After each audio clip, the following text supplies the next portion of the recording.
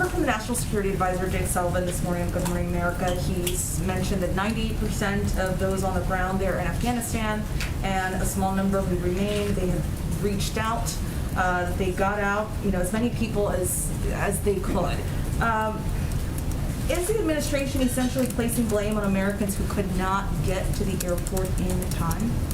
I think what the president stated clearly, and I know that Jake Sullivan has stated clearly, and our Secretary of State has stated clearly, is that our commitment remains.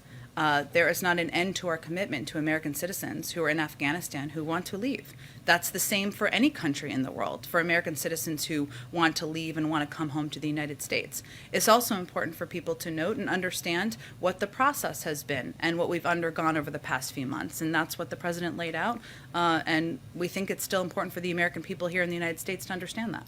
One on Al-Qaeda. So we heard from the president a few moments ago saying that one of the main reasons to go into this war was to get Al-Qaeda. We have heard that Osama bin Laden's security chief has reportedly returned to Afghanistan and has been seen in public. Do you still believe, or does the administration believe, that Al-Qaeda is no longer a threat to America? And given the ISIS attacks that we've seen in the last week, how confident is the administration that Afghanistan isn't already a safe haven for terrorists? Well, I think first there is a very big difference between terrorists' ability to attack U.S. troops in Kabul and to attack the homeland. And we do not assess that any terrorist group on the ground has the ability to attack the homeland in the United States.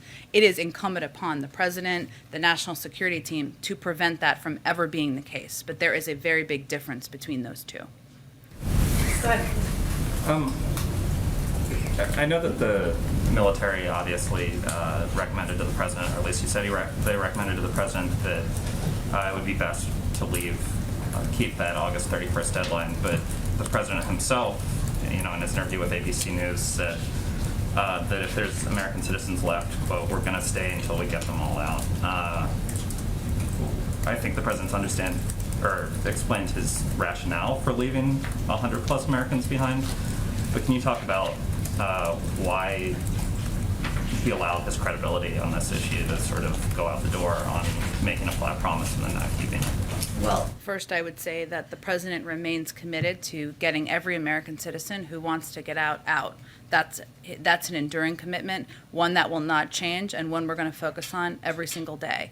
I would also note that over the course of the last 2 weeks, we have seen a terrorist attack that took the lives of 13 of our service members.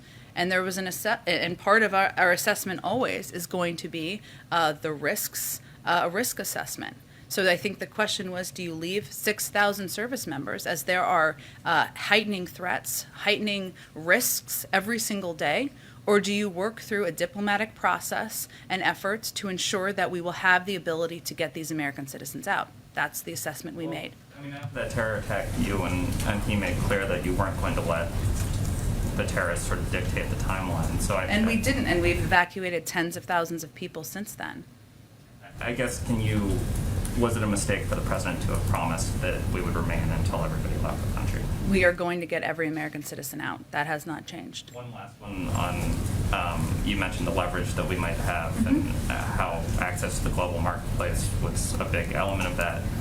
Can you kind of explain how the sanctions regime that's currently on the Taliban is going to apply to what is now the government of Afghanistan? Is there a chance for Afghanistan, the country, to access its reserves or sort of